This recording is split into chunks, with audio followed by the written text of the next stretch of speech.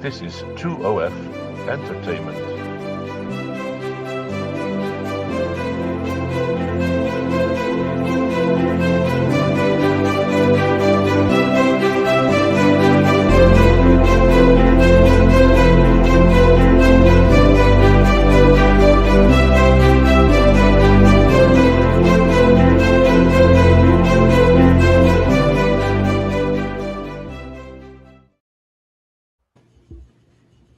And good afternoon, Paul. Good morning, good evening, wherever we are. Yeah, good evening, wherever you're watching us from. Excellent. How are you doing today? I'm good. And yourself? Oh, really good. No, it's got spring on the way, so one of these days the snow will leave us, and we'll have to deal with some cutting grass and the nice smell of air and birds around, and it'll be looking forward to it. Almost as much as I'm looking forward to talking to our artist today, Audry Kalman.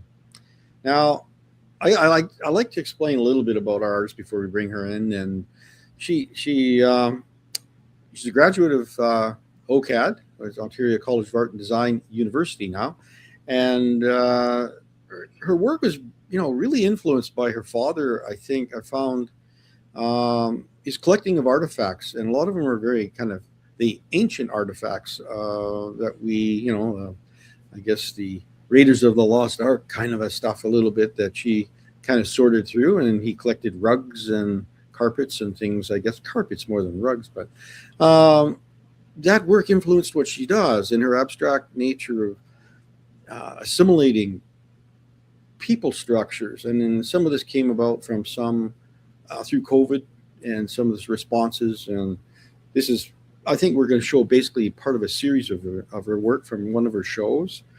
I just find this antiquity that is built into them, that it's a color palette and the way the structures are put. And I'd like to really talk to her about it and share with people as to her thoughts on where this idea comes from, how she produces these kinds of works, and just a bit of the background on it. So anyway, let's bring Audry in. Yeah, it's going to be a great show, Paul. Cross between Raiders of the Lost Ark, and lots of carpets. So let's bring Audry on. Hi. Yeah. Good morning. Good morning. Have great show, guys. I'm going to jump off on my magic carpet. So I'll see you at the end of the show. Okay. There you go. Bye-bye. Thanks. Well, good morning to you. Good morning. Yeah, well, I'm excited about what we're going to talk about today, really about your work. I mean, it's very different than what we've seen a lot of other people doing, even in people that were doing portraiture and figurative works and things, and that response to material. I guess you have a little bit of fiber background that in what you did. And in the intro, I did introduce a little bit that some of your influences from your father, I guess, which is that's really family, like really personal. It's not like you found it in a book and you found it, by reading some other, other things that were influencing. Not that doesn't do it as well, but can you bring us a little bit up to speed on your art journey a little bit to date? A little bit. I mean, you were a graduate of OCA, but did you do similar things when you were a kid, like with your dad or with your family? Doing the art thing a little bit? So my dad was an architect and a collector of all sorts of things, artifacts, pre-Columbian sculptures. He was a big collector of carpets, Oriental. He started the Textile Museum in Toronto. Oh, nice. So he was a lot of people knew of him because of his knowledge and his collection. And so I was brought up in a home that had all these things around me, whether it was these sculptures, carpets all over the house, paintings, and he was a bit of a painter himself. So it was definitely something that he liked to. It was his focus. It was his passion. And he definitely encouraged me to follow in that path because I showed an interest. I've always liked color, and just attracted to texture and fashion. So I guess it was a natural for me to go to OCA. I didn't study fine arts until later when I went to Hungary, because that's where my parents are from. But I studied textile design. Yeah. And so just to be practical and see see if I can actually get a job. So yeah, that's sort of where it started. And so a lot of my work is experimentation with texture and what I can do with that on a canvas. And I love using paper, ripping paper off, reworking the canvas or the wooden panel, and seeing what appears on the canvas, and then the image evolves once that's all happens. So most of my work is really about the process at the beginning, and I may have some vague concept of what I'm going to do, but that could change through the process. Right. So you have this tickle trunk of pieces that you work with, right? You have the like boxes of fabric, boxes of paper, and imagery, Yes. different things that you sort through, I guess. Yeah, so I collect it. It's almost like I rip something off a canvas that I've already adhered. I take it off because it's a bit loose, and then I like what I see underneath it, because I have a whole system of what I put underneath those pieces of paper, and when I peel it off, something appears on that scrap of paper. Right. And so sometimes I toss it, other times I look at it and go, oh, that could be used for something else. I have, like, I remember my sister walking in to my studio, and she just was amazed at my boxes of stuff. Like, it's a bit startling. Yeah, we are, I hate the word hoarders, but we do save things that we use and we need, right? You never know when you're going to need them, right? It's just, you don't have the stash somewhere. You have to start over again. Like because it takes years of collecting to get things of familiarity that you like to work with. So where else do you find these things if you don't slowly find them and put them into a place that you can find them? So I'd like people staying out of my studio so that I can keep my messes into my chaotic world in here. But it is your world. Is it kind of a comfort zone for you in your studio? Is it not? It's kind of right. Like no one else would be able to know they wouldn't be able to find anything. But exactly, I pretty much in that chaos know where things are. Yeah. Does music influence you at all when you're working? You listen to music, or is it a meditative thing when you're just involved in your piece specifically? No, I listen to talk radio. I like information coming at me. Okay. I like to be distracted a little bit. You don't leave the TV on. Or do you listen to podcasts or things while you're working, or do you? Not really. Like I like current events. Okay.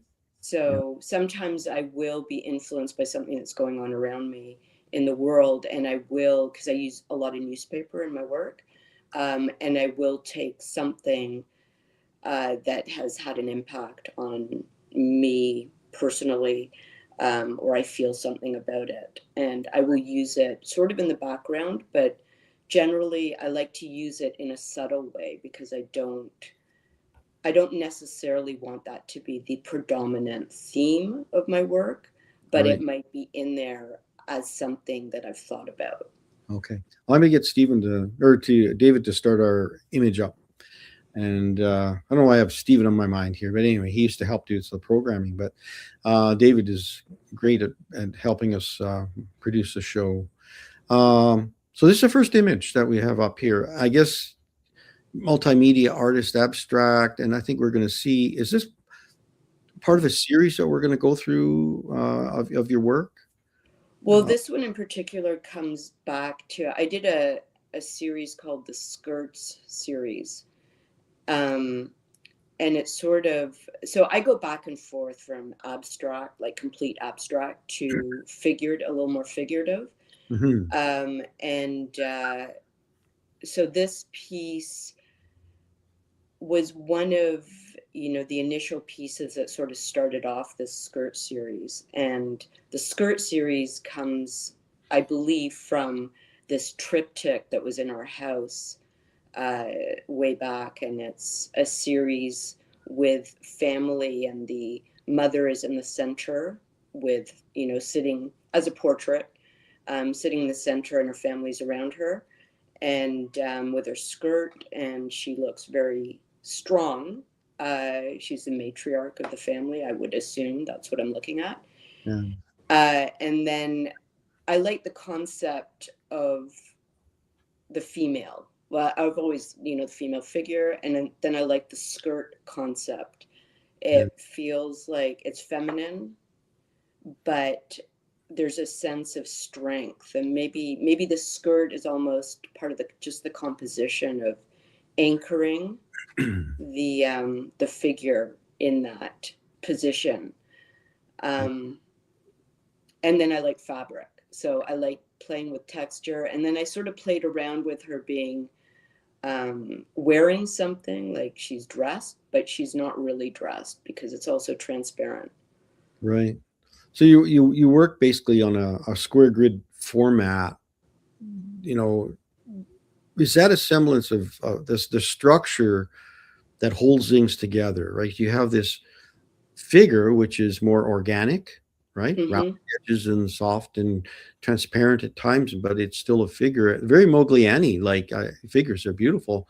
The long necks and the small, like it takes you away from the specifics of who that is, rather than it's more like this type of person, like more so than a specific person.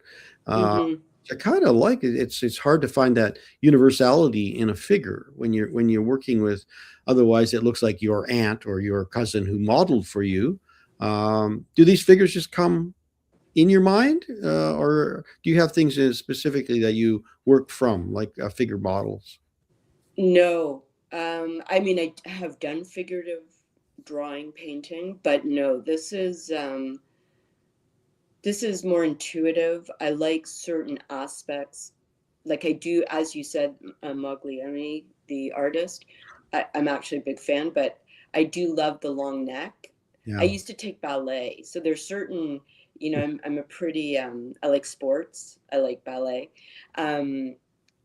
dance, and perhaps, like, I can't really identify exactly why the figure kind of has these qualities, but I also put them, often these figures have boundaries, so they're placed in such a way that there's kind of these lines or subtle, like they're placed within something, right? And maybe that speaks to just the boundaries of life.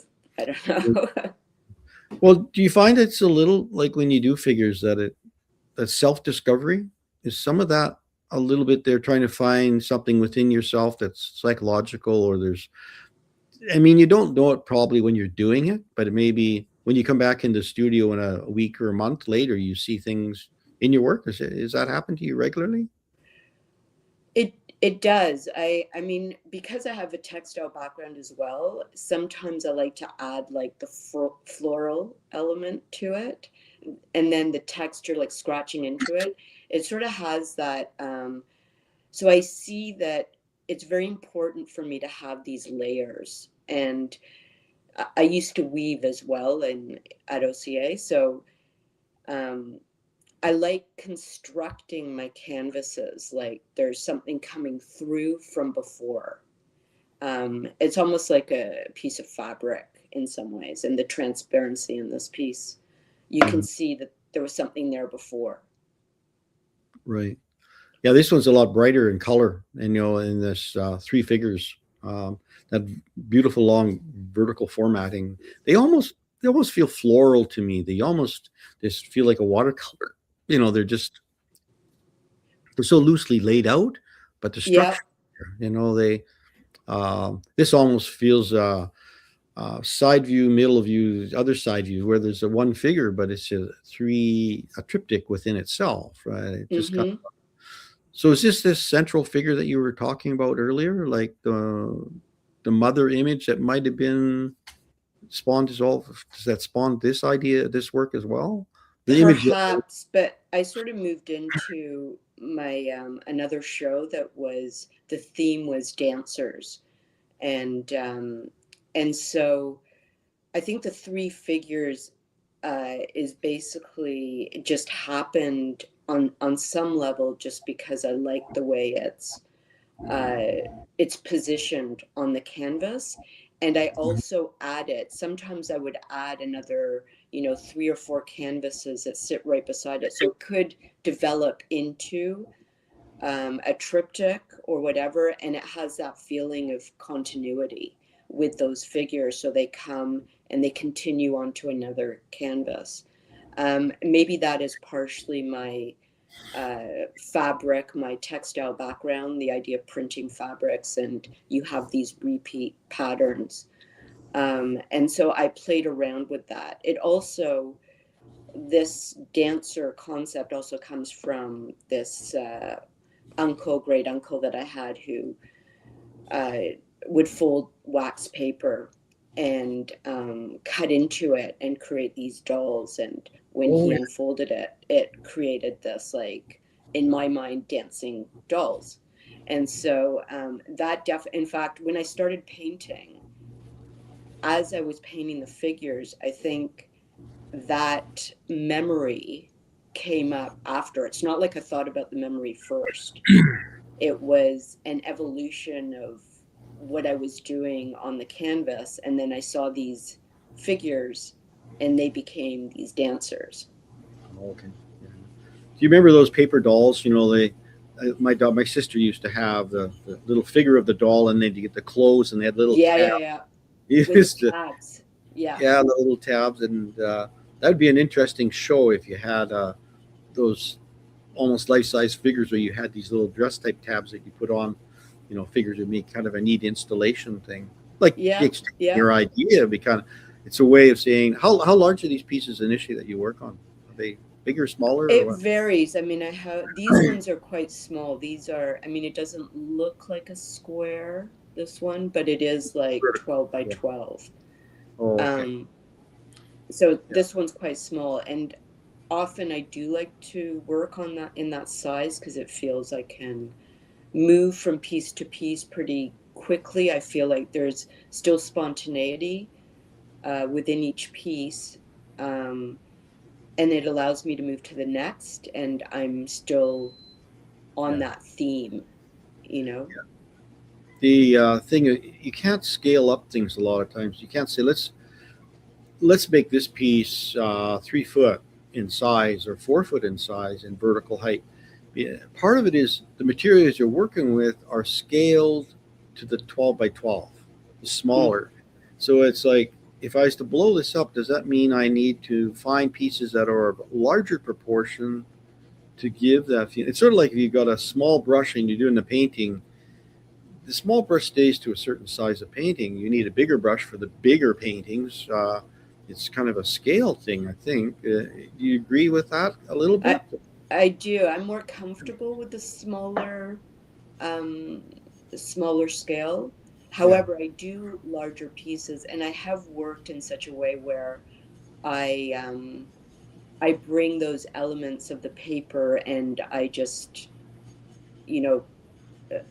I guess cut it to ratio and see if I can create that same feeling on a larger scale. So I have done works for people and for specific spaces that require a larger dimension.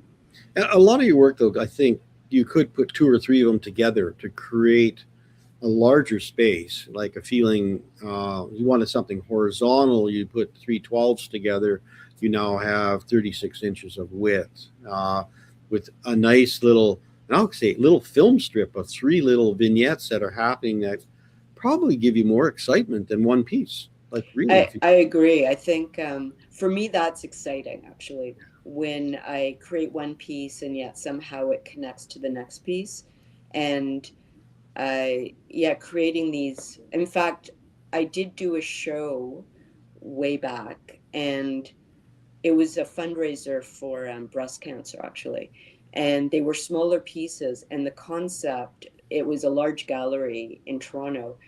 And the concept was that people could come in and shift the pieces I like that. so that they could create their own diptychs, triptychs, whatever.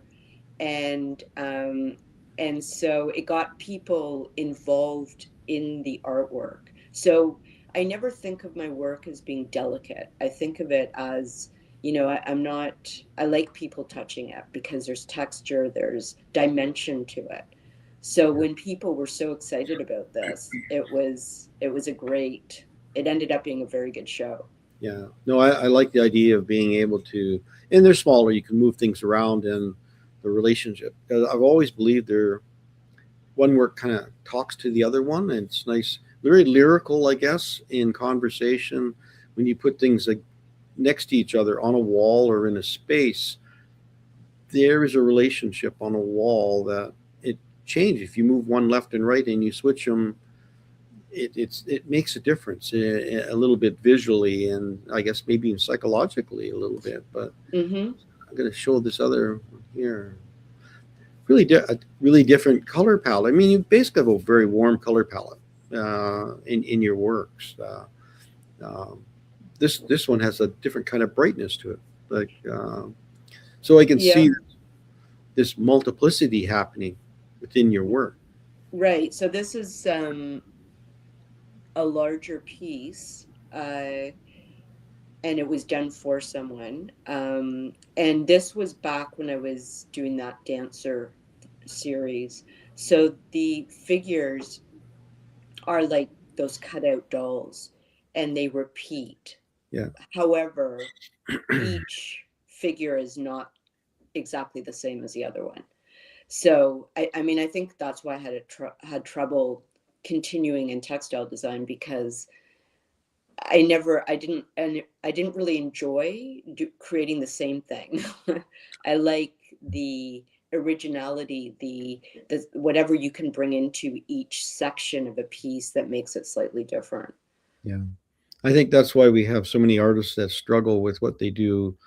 They're great at creating individual pieces, yet trying to figure out how to make multiplicity without, you know, sacrificing their, creativity. Letting somebody else produce these pieces, say on a shirt or on a dress. This would be a lovely dress, for instance. The patterning for it. Some people don't want to get into wearables, Right. and deal with that. All the other thing, cups, bowls, and Christmas cards. I mean, how do you make a living as an artist, right? If you have to sell a lot of original work to make, and it needs to be elevated in price to afford a gallery to handle it, and for you to make a living by just producing the things you love to do. But do you take good photos of your work, or is there always a good archive of what you've done? Yeah, I do actually. I have files of my work, so some are better than others. Yeah, well, it's one of those things. It's that box, that tickle trunk of there's usually potential in good images that you've saved of your work for future use somewhere. It could be for a cover of, you paid a royalty for a cover for a magazine or something on something. You get a small amount of money, but at least you got paid for your exposure. It wasn't just exposure. Right. I encourage that too. Be paid for your exposure. Don't give your stuff away. Now, are you handled by a gallery at all in Toronto? I'm not at the moment. No. Okay. Yeah. No. Okay. But I do commission work, and I'm on a couple of sites, but not a gallery in like a physical gallery. Yeah. Yeah. No, it's here's another very similar. This is a diptych, vertical diptych, which is rare to see. They're usually horizontal, Yeah. The strength of the space between the wall is as strong as anything. That's such a I guess I'll say there's a bit of a crucifix feeling in the Mhm. work. But I love this feeling of like old paint on a wall, and it has that lovely texture in the bottom part. How many of us have seen that on a fence and not taken a photo of it? So, Right. True. so True. does those kind of things distract you when you go places and you say, "Oh, that's lovely texture. I'd have to take a picture of that," or a rubbing, or do you do anything like rubbings of texture at all? With I don't. I feel like I have so much. I've collected so much work that yeah, so many remnants of paper that I don't. But I do notice things. So there are times when I've taken a picture of something that I think is really interesting. yeah, Um, yeah.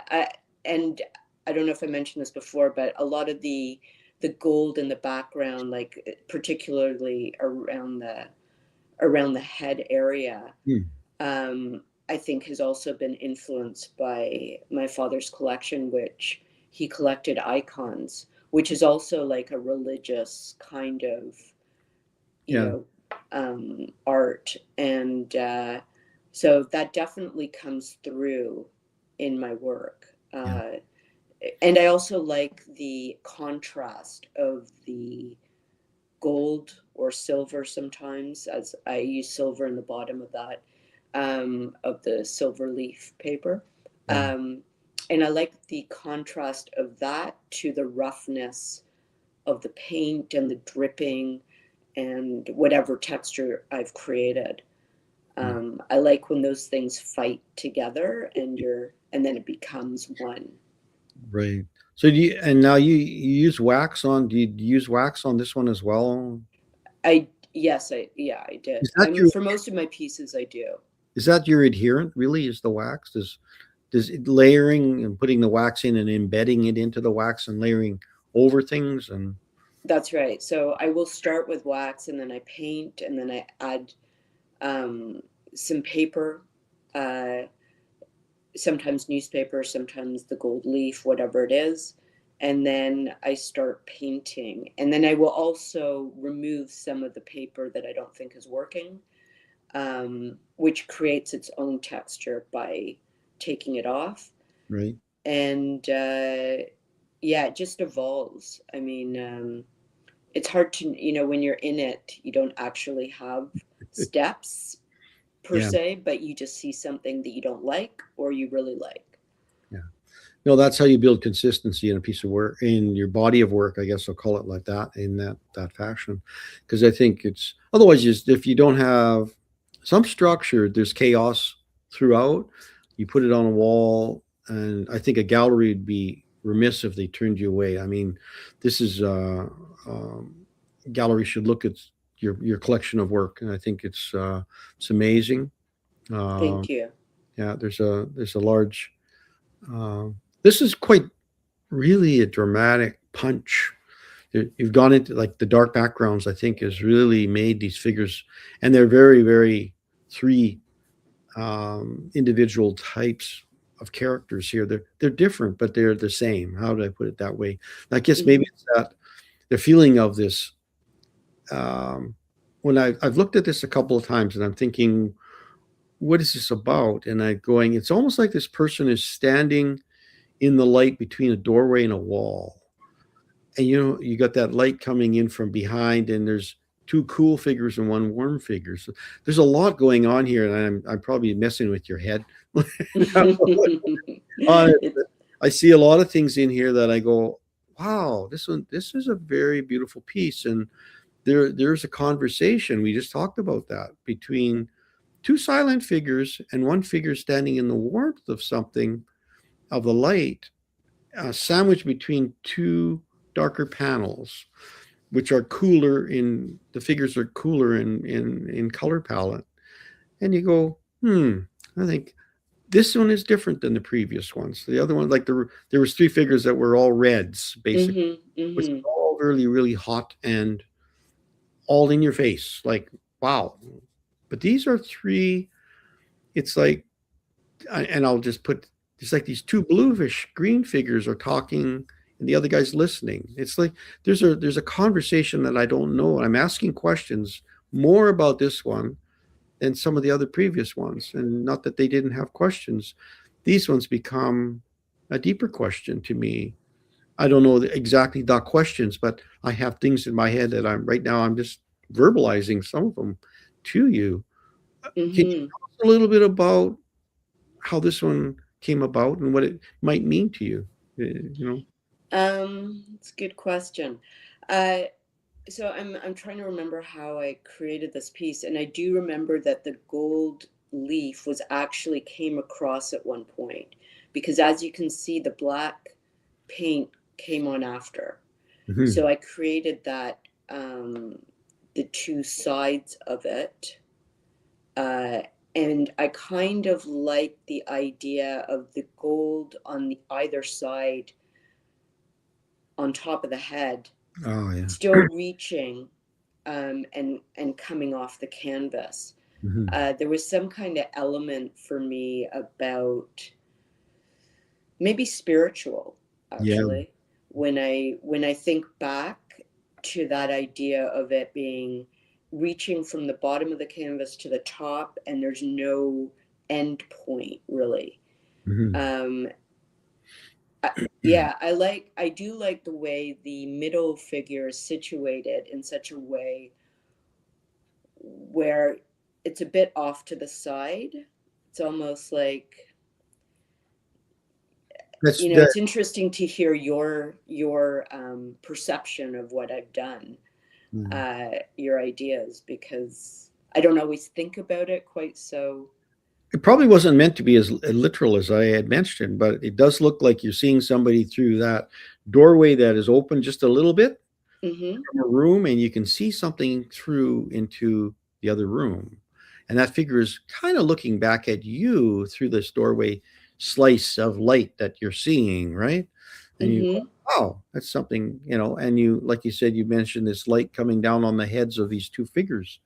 And, it's like you've captured a lot of different things that I think were in your mind, and we're just discussing them, but they become what a lovely conversation. It just I think it's a lovely piece. How big is this one? Is this one of those 12 by 12 type thing size, or 12 by 10? Or Yes, yeah, so- it is. yeah, um it is on, I believe, on canvas, actually. yeah. Oh, I'd love to see this thing 8 feet high, Yeah. life No. size. Yeah, I would love to see this thing almost touching the floor, Right. going up. Yeah. And it'd be really hard to replicate this, but it's just saying scale makes a huge difference. Like, it really involves you when it's large. Like, you cannot avoid it. Like, it just, wow. Like, it just grabs you, and certain pieces can do it, and certain pieces are meant to be subordinate to other pieces. So you have a main conversation piece, maybe that might be larger in your show, and then you have other pieces that speak to the other conversations around that piece, and it's just an interesting. I like it. It's a very striking piece. um anyway, Th- Thank you. we'll move Yeah, on. I mean, you've inspired me, actually. Well, there you go. Like, get bigger. Yeah, make bigger. You know how to make a few bigger pieces. Galleries Yeah. love large pieces. They if you can figure out a way to, it's really hard to, you can use them as inspiration. I find really hard to just blow something up, like make it larger from a small thumbnail, or Hmm. but I think you end up with another response piece that may be better, Yeah. or more refined, or the next stage of that piece. So Yeah. yeah, Yeah, I think you're this, right. yeah, this one is I it's jovial and fun. This piece, it just, there's the other ones are really thought provoking. The previous one we just looked at. This one's got a nice, this is jovial aspect to this one. You got what, four figures in here at least. Where did this Hmm. come about? Was this part of your COVID series, or was this? No, I did a show, and it was around the theme of peace. Ah, okay. And my series was called, People Are 100 Different Things. And so the concept is really about, understanding connection, understanding that people maybe, have positive traits, negative traits, but it's all how you want to perceive others. And when you suspend judgment, then I believe there's the freedom or the space to have to appreciate others instead of being critical. Yeah. No, we need to listen more than speak all the time. I think it's So, important. No, I love this. You can really feel the clip and paste to it. There's no real blend, and stuff. There these white type of figurines that are there, and there's a conversation. Again, I'm asking questions again, which is art. I think art does that. You need to have those. Otherwise, people do not spend their full 30 seconds in front of your work. I mean, it's hard, isn't it? I'm bad about that too. You go to certain places and you are attracted to certain pieces, and you'll spend more time in front of certain pieces than other ones. It's nice to go around a second time if you can. If you're in a gallery show, going to openings is a little tough because if they're busy, there's a lot of people. Go back on a quiet day and take your time and look at pieces. But I'd love to see this in a show. Yeah. This one really has the feeling of patterns and shapes from material, like for making clothing, and it has. It's more abstract in its sense, I guess, maybe, and not so literal like a figure. It's kind of obscured a bit. Yeah. Right. It's part of the same series, and again, it's many pieces of paper, things I've just collected and put together, and then using paint and different strokes and allowing some things to come through and other things I just paint over. But yes, this was also connecting people and the idea of people are 100 different things. How do you know when to stop, like when you're working on a piece? Often I will put it. Well, part of the advantage of working in a smaller format is that I can do part of it, put it away, start another piece. So I will probably work, especially for a show, I will probably have 3 or 4 pieces going at a time. And so I will do it to a certain point, take it away, bring it back in front of me, and then I can see what's missing. Or maybe nothing's missing. For me, it's like a puzzle sometimes. Like sometimes I play with the little swatches of paper that I have, and I'll just put it in front of the piece or in a certain position to see if it will work there and add it on or not. Yeah. But I do like playing. I mean, I love fashion too. So for me, it's fun to take out a swatch of something and say, oh, let's put this on there or not. Yeah, I remember an artist that she had a stash of, the old patterns you used to be able to buy in the little making dress patterns and stuff, that thin brownish kind of paper. Yeah. And they had all the lines on how to cut out a pattern. And she did some amazing pieces because they were the same kind of thing, collaged and painted on, yet let some of that type come through. And it was very fashion orientated, but it was very organically designed pieces. And they were abstracted pieces as well, but very transparent, because that stuff, you wetted it, you could see right through it. So you could do drawings. And I remember in the day there was hordes of this stuff. You couldn't give it away. Every woman had, I think my wife had drawers full of patterns for doing clothing for our kids and stuff in the day when you used to sew. And you kind of went, what happened to all those fashion things? Did they all go to the garbage dump? And they were kind of cool to look at, somebody, anyway. They're just an idea of things. Yeah. Yeah.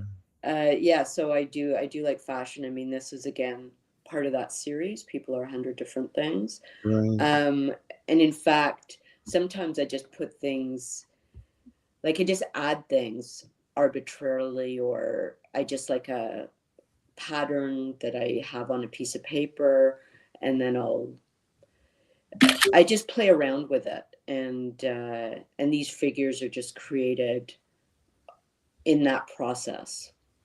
So Yeah. This feels very. This is starting to become this ancient world of the three the three kings, and there's a feeling of the desert, and there's a feeling of, I don't know what it is. It feels very regal, but mm, old world regal. It's not today regal. It's where people wore long garments, and they had that. I think there almost feels like there's some male figures in this one a little bit too, but maybe not. But it's just, there's and it feels like, and I hate to, clear. It's not a real Picasso-y thing. It's kind of is and it isn't, because the figures are not literal a figure, but they're more of a feeling of a figure. hmm And I, let me. And how many are in this one? There could be a half a dozen figures in this piece in itself. It feels all the different heads that go back, and right, true, or they're true. just shapes. Are you? If somebody said, "I love this piece of work, but I want to see it horizontal," do you mind? People say, "Well, what would this look like as a landscape?" Like, would does that bother you as an artist to say, "Well, you should look at it in this direction"? I've never had anyone. I mean, there are certain other pieces that are completely abstract with no figure in mind. That feels like you could change the position. The For format, this, I guess I very much painted it in that direction. right? So I don't know. I guess If people you, can yeah, do what they if you want. if you see heads and you see different things, you tend to want to put them at the top, like heads, Right, unless right. it's a reclining figure of some kind. But I think it's, yeah, I just had other abstract artists, and they go, well, you can turn it around any which way you want, and their art can be done like that. But when they're literally, okay, there's a bottom and there's a top, it's kind of awkward to say, well, it's abstract, but really it is a figurative piece uh, Yeah. in itself. No, it's a lovely, and you got a bit of gold leaf in this one as well, and you work on the side there on the right, maybe. Yep. That's Yeah, right.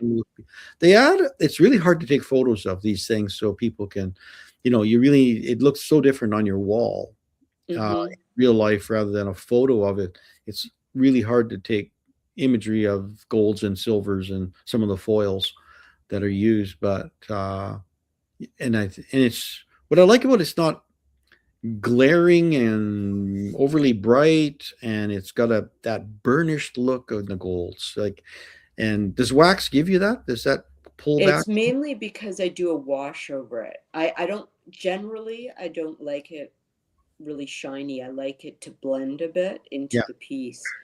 yeah, So I remove that shine. I mean, some of that paper is so thin that it's very easy to get rid of, right. the gold, the very shiny gold aspect of it. However, there are some pieces that I've done where I leave that sparkling gold. Do you have friends that leave little stashes of paper on your doorstep? No, I wish they would.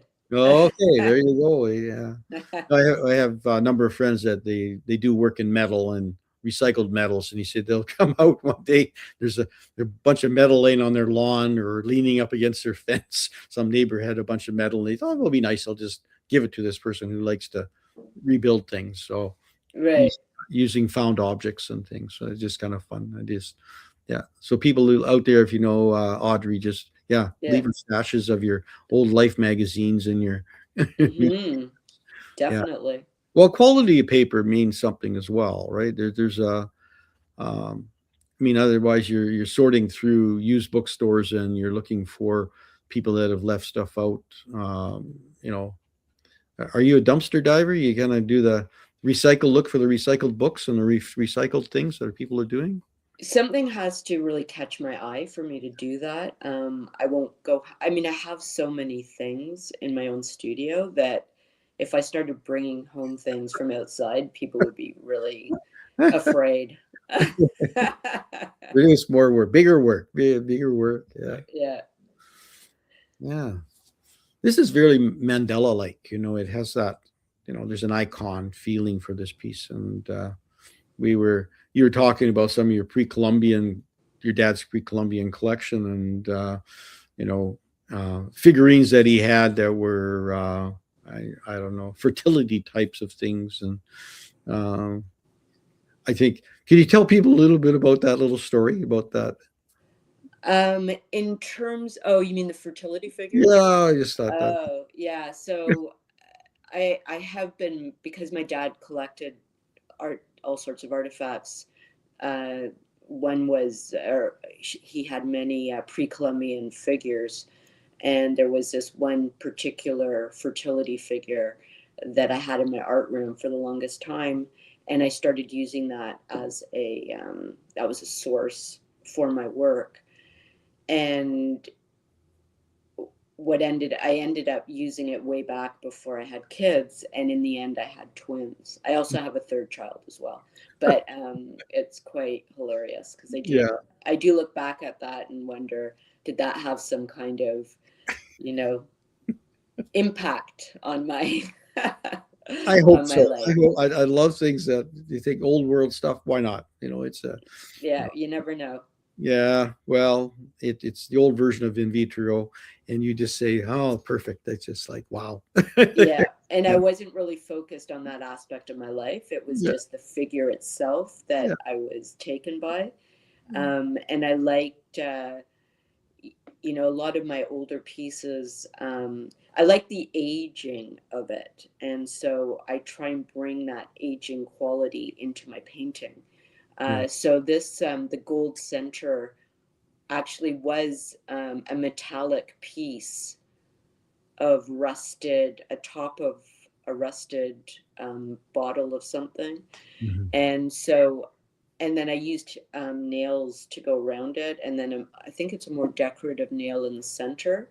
And Mhm. when I started doing that, that was sort of the beginning of this piece for a show. It was a fundraiser for the Leukemia and Lymphoma Mhm. Society. And that was more recent. And I called the show Time, as you can see Yeah.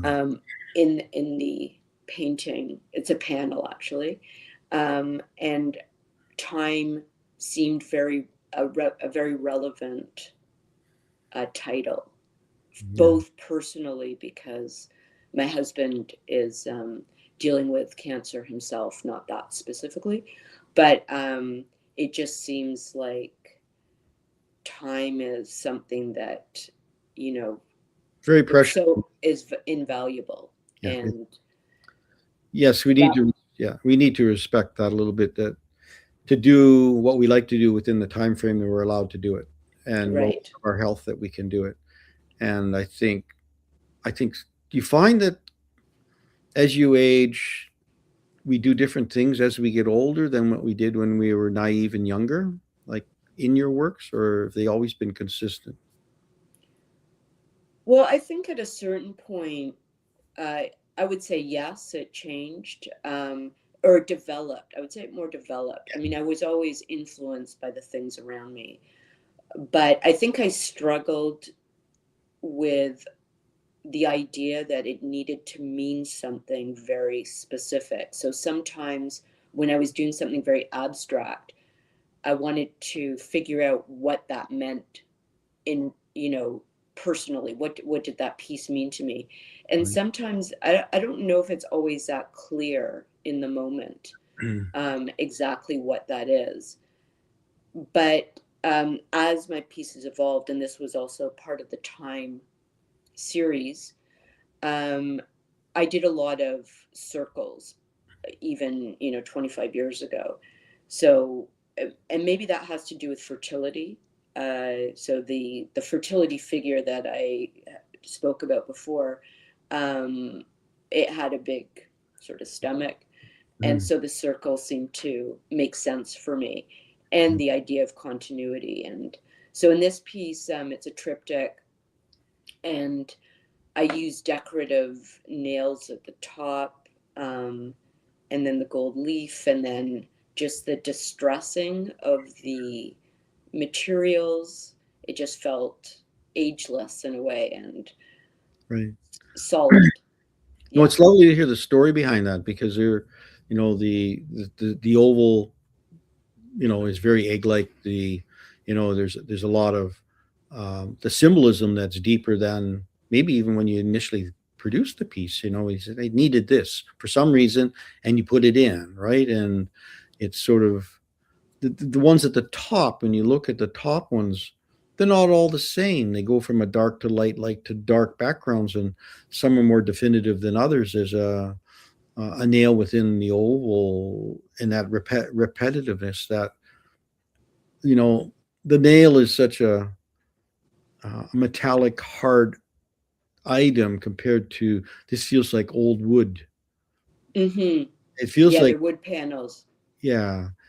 And when I look at this, I go, and I have a fence that I just replaced last year, and I go, when I tore that one board off, it left where all the paint from 20 years ago was, and then the new paint was above and below it. So it created this feeling within my, you know, oh yeah, you need to replace it because it's rotting. But I kind of looked at this thing. I said, wow, that's kind of neat, you know, because the textures and the way the water got in behind the board created different patterns, and there was some, you know, rotting area and some, you know, any kind of.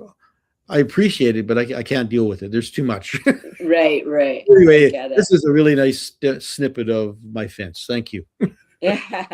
For me, but I do love the oval aspects that are within that piece, and they almost feel like the three in the middle. I was like, because there's the center one's got a little dark blacker piece in there. They're three very different, same size shape, but very different texturally, like as lines on the wood or on this panel. And you go, it felt, there's almost I don't know what it is. I'm trying to figure out. I'm starting to see things in each of the three. I'm wanting to look for things. That's what it is. Maybe what is more, I want to see things because I've seen previous pieces of your work. And now I'm saying, oh, where are the figures? I'm looking, starting to look for figures, and maybe they're there, but maybe they're not. Maybe they're only in my imagination. And I think I like that, in discovering what you thought you saw rather than what you see. There's such strength in encouraging people to paint what they thought they saw rather than painting literally. So many people can paint really well. I can paint that, but can you paint from your memory of what you like? And because your memory removes all the stuff it doesn't remember or want to remember, it only remembers what you want. And you paint that, or you produce art based on what you thought you saw rather than what you see. I think that's a way of finding you. That's how you find you. Otherwise, you copy somebody. And you do that. You finding your work is all intuitive. You're there. You're responding to the page in 4 separate panels on your table or whatever, and you work between them. And you have your stash of comfort that you go to, and you work on it. I think that's a lovely way of organizing and working with your space. And this one, how thick are they? Like, normally is this like a normal 1.5 inch panel? It's I would say it's less than that. It's less than 1 inch. Okay, so they're okay. Yeah, but it's a wood. Is it a solid wood or is it a framed wood panel? It's solid wood. Yeah. It's just a solid wood piece. So okay, that's like a little plank of board that you're working on. Okay, get that. Yeah. No, I can see the nails are becoming. Is this more of a current piece than previous? Yeah. So this is all part of that time series. And this really was a collection of pieces of fabric, pieces that I just have in my studio, and combine the different elements. I mean, there is something in the structure that feels figurative, just because of the way I laid out, Mhm. the top and the bottom. So for me, there's a lot of times the way I compose or my pieces. I think in the background there always is some kind of figure to Yeah. some, whether you can actually see it, which probably most people may not. Yeah. But it doesn't matter to me because I love the abstract component. I love the idea of using the nails, which I've never. I did this most recently, and it was also because the nails. I there's a couple of pieces, and I don't think I have them here, but I combined threads as well, or string, and I attached it to the nails and wound them around. And Okay. it was the idea of unraveling and, illness Yeah. and the stress of things that are around me, Mhm. which I incorporated into my work. This piece in particular just has the paper and the nails, Yeah. and I don't think there's any string in that. But I like playing around with, I love jewelry too. So I like finding things that I can stick into a new piece that I haven't used before. Yeah. No, I love found objects, and I think if people saw your show and they saw figurative pieces in previous pieces, and they came upon this piece, they'd be looking for the figure in it anyway. Like they start Mm-hmm. seeing where, I mean, I can see the oval in the middle just by a rough cutout. So it was a refined oval in the previous one, like Mm-hmm. a triptych. But Yeah. this one, there's still a symbolism, maybe a face, maybe Yeah. not. Yeah. I had to get to this piece. Yeah. Well, this is a bit. This is Mardi Gras. This is a beautiful piece. I love this, and it's too bad it's really small. But It's actually not. This is a big piece. okay, how big would this be about? 48 by 36, I think. Wow, you're blowing me away now. You said, okay, finally, you got a large piece. Yes, Yeah. yes, yes, yes. It's yeah. There's this parade fun going on. There's this is a beautiful piece. Where was this one inspired to? This piece. So this is post COVID. Oh, So I did many pieces during COVID that were a lot more sedate. The colors were pretty, yeah, pretty, uh, you know, moderate. Not just they didn't bounce out like this yeah, one does. So this is just about getting out there, connection, people being together, yeah. and just being alive. I mean, that's really what it's about, It's is yeah. is living. It's a keeper. It's a beautiful piece. It's got energy and life, and there's many conversation. I can see post COVID. There's this joy of finally release, getting out and doing something again. And you know, we look at COVID in hindsight and say, oh, how evil that was. And you say, you know what? It has given us an experience after in the post COVID time to say, enjoy life. It's valuable, it's treasured, and this is a joyful experience, this piece. I have to get Thank one you. right here. Is this part of that same series? This It one? is. It is. Yeah, I sort of started doing many people. I mean, I also get inspired by what I see in my collection of paper. So Yeah. it sort of evolves. And then I know at the beginning, I think the direction that I'm going to go, and then it evolves into something perhaps quite different. I think in this piece, I just start with my process, which is creating the texture, and I knew that I wanted to have several people Yeah. or figures in this Yeah. piece. it's an end on this one here.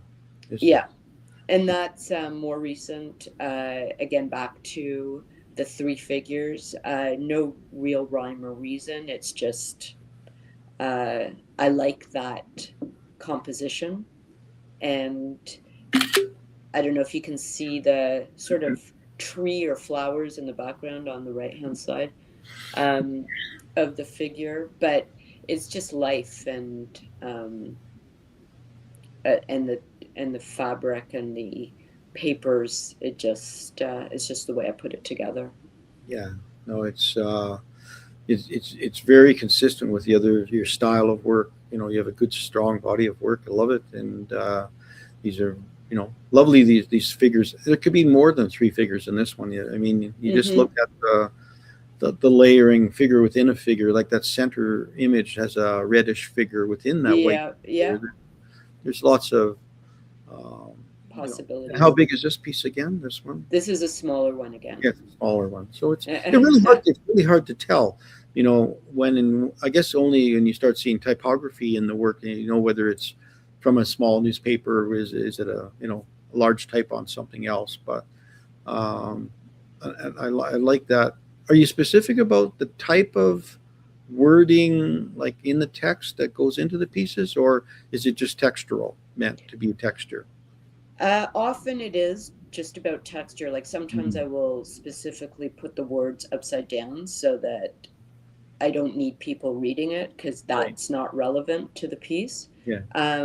But other times I will direct it the way I want it, and I do want someone to see what is there in writing the words.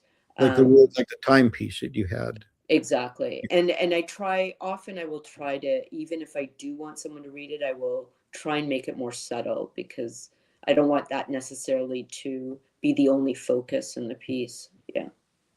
Well, it's been great talking. It's just so short. We talked about your work, and just the time frame just flies by. And I appreciate you spending the day for this morning with us, talking about your work. And we'll help push this out a little bit on Artists in Canada. We'll bring David back in here shortly here, and he can have his questions he likes to ask usually. And there he is. He's coming back in. Okay. Yeah, fascinating. I'm glad you taught me how to think today, Paul. That sounded very cynical, but it wasn't meant to be. But just by looking at all, I mean, the one that 2 or 3 slides back, or 2 slides back, that you painted when you're in COVID, you said, I just caught a glimpse of it out of the corner of my eyes. I picked up something else I was doing on my desk, and I thought to myself, that looks like a row of terraced houses with long chimneys. Okay. Which, of course, is not at all what you were trying to achieve. So, like Paul says, that's absolutely fascinating that once you learn how to think, to look at this stuff, it could be anything. And that's I think is the real joy. Yeah. That's what you want to take home with you. Is that kind of Yeah. And if I'd like to take some home, Audrey, what would be can you give me a ballpark price of what your pieces are going for? The smaller ones are about 500, between 400 and 500. Yeah.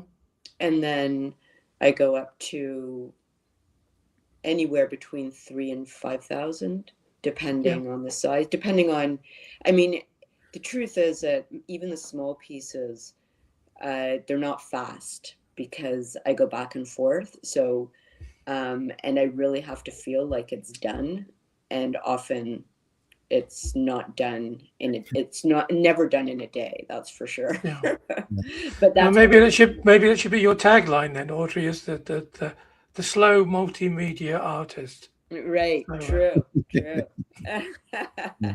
Well, she's prolific, and I think and I love her work, and if it's galleries are looking, you're a gem, and I think it would be a good thing, a good fit for certain galleries to have your work. It'd be lovely. Anyway, again, thank you very much for everybody joining us on Canadian Art Today, and David for hosting us and having our conversation today. Yeah, well, I have to do my bit for King and Country, as they say. So We'd just like to encourage everybody who's enjoyed the show to like and subscribe. Paul has an absolute library of artists that he's interviewed. So once you've finished looking through, looking at all of Audrey's work, and then you go back and look again, as Paul suggested, and then you go back and look again for the third time. There's also a huge playlist of artists that have been interviewed on Canadian Art Today. Sorry, Paul, you wanted to... No, I think this is traditionally the number 135, 135th one, and we're in our 4th year. So thank you very much. And I know there's a lot of shorts that are out there and some different things, but I think there's 135 different artists already. So I appreciate that very much. And we're booked solid for the next 2 months. So lots of great, there's a great artist coming this next week, sculpture, very different stuff. So encourage people tune in next week as well. Thank you. Yes, well then. Until then, everybody, thank you so much, Audrey, for being with us. And thank you, everybody, for watching Canadian Art Today.